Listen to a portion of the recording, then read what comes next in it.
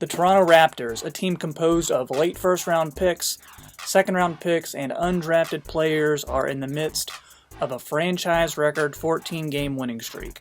And that puts them in second place in the Eastern Conference.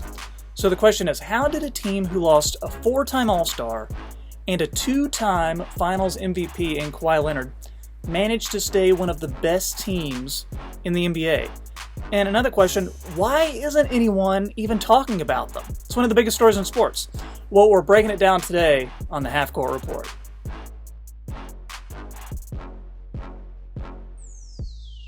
Hey everybody, this is Troy. Thanks for joining me today on the Half Court Report. This is a brand new YouTube channel and focusing completely on the NBA. I'll be analyzing top stories in the association, highlighting some of the smaller things that you may have missed. We'll also talk about decisions that teams might want to make into the future. We'll talk about real trades. We'll talk about fake trades. We'll talk about free agency. Anything and everything NBA.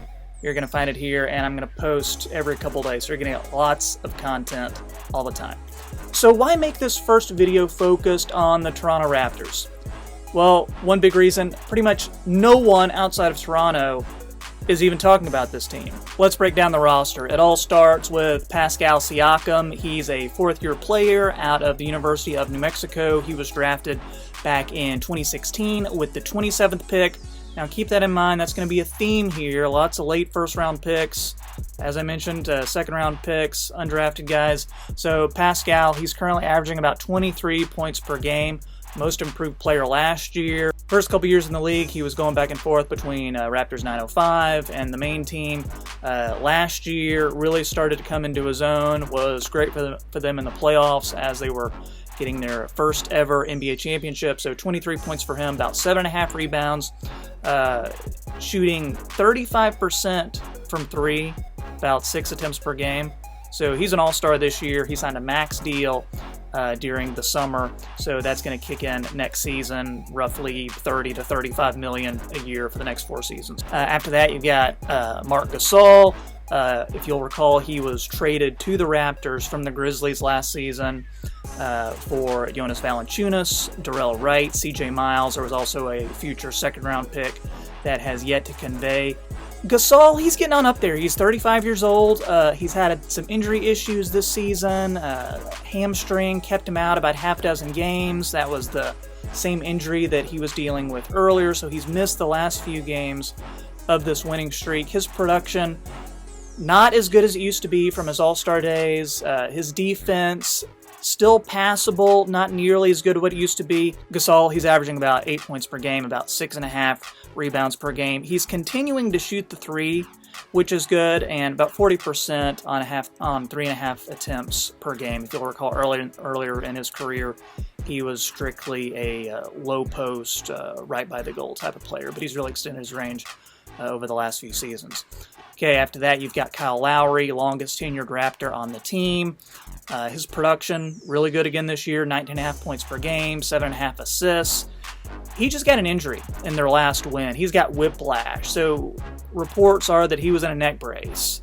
Not exactly sure when he's going to be back. They are going to miss him, but they do have Fred VanVleet to take up some of that slack. He's having a great year. I think this guy is probably the best story in the NBA. Undrafted out of Wichita State, signed that extension a couple seasons ago. He's expiring, going to be a free agent. He's making about $9 million this year. He is going to get paid in a major way once we get into free agency next year. Another cool thing about him, when Lowry's out, Fred averages about 5 points more per game. Norman Powell even having a resurgence. He's injured currently right now. He's got that broken finger that's kept him out a handful of games. But, I really thought he was just dead and buried with an albatross contract. But he's doing a lot better this year, averaging about 15 points per game. So nice little resurgence for him. Serge Ibaka, he loves the Scarves, having another good year, averaging about 16 points per game. I don't think he's quite the defensive presence that he used to be, but I do like how he's able to really extend his range now. He shoots the three. He can still take it inside. Just a good all-around player, good glue guy as well. He can start or he can come off the bench. He's also in the last year of his deal, so we're going to talk about their free agency plans here in just a second too. And with Serge, it's not about the drip, it's about the art. OG Anunoby, third-year player. His production was down a little bit last season. He's back up to closer to 10 points per game this season. Great defender. I think he's a guy that they may potentially want to hold on to, or he could be a good trade chip down the line. Further down the bench, you've got Terrence Davis. This guy is great. Undrafted surprise out of Ole Miss. Every team passed on this guy. They signed him during the summer. He's averaging about 8 points per game for the Raptors. And finally, Stanley Johnson. Now this is interesting because he is their only lottery pick, their only top 10 pick. He was drafted number 7 several seasons ago. Stanley Johnson is completely out of the rotation. He's only played 23 games, only 4.9 minutes per game, 1.2 points per game.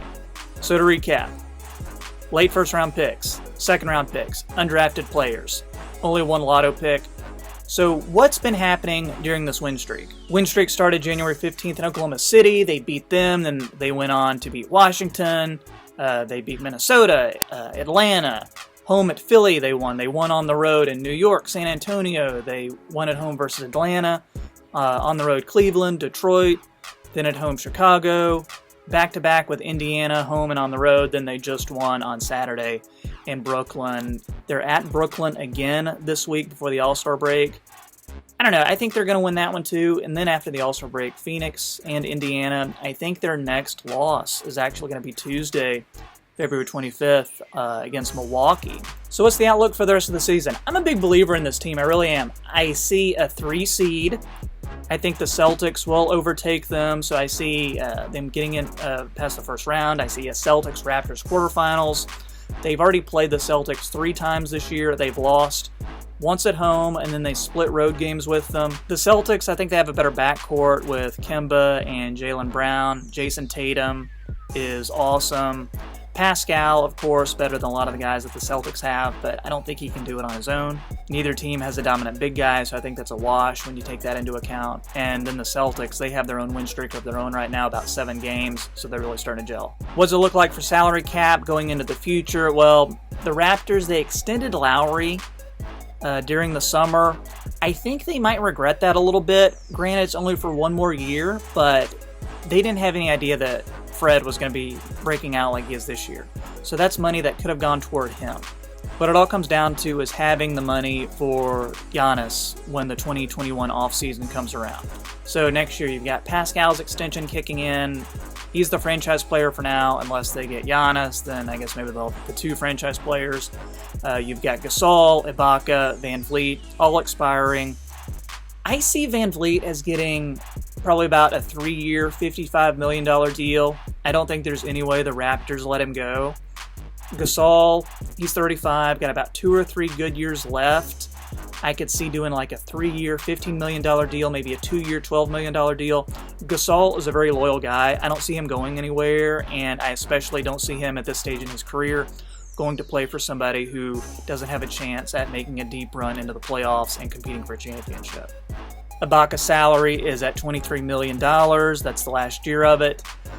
He's only 30 years old. It seems to me like he's been in the league forever, but really only 30. I think Toronto would like to extend him probably about that 10 to 12 million a year mark. He can get that easily somewhere else, but a few things going against him. Does he want to leave? He's comfortable in Toronto. And are there going to be any teams that are going to pony up that money to give him what he wants? I think he would probably want somewhere in that maybe 18 to 20 million, but I think maybe they can come to agreement somewhere in that 10 to 15 range. So assuming you extend Serge, Van Vliet, Marc Gasol, by that point, you're going to be in the last year of Powell's deal when you get to 2021. Maybe a smaller deal for Terrence Davis by that time. That's going to get you up to about $80 million in cap space. Give the max to Giannis. You're at around $120 million in salary. So that gives you the core of Fred, Pascal, Giannis. Is Giannis going to leave? I would bet no. I would say plan B is going to be for somebody like Oladipo from Indiana or Rudy Gobert from Utah. I really like the idea of Van Vliet, Siakam, and Gobert core. So what do you think? If you like what you're seeing, if you're a huge NBA fan like me, please subscribe, leave me some comments. I'll be posting every couple days on here. Also, let me know in the comment section the stories that you want me to talk about, what's on your mind as an NBA fan. Normally, we're going to have videos on each side of me that we're going to be plugging, but first video, so just rewatch this one again, get the views up. But thanks for watching, everybody. This has been the Half Court Report.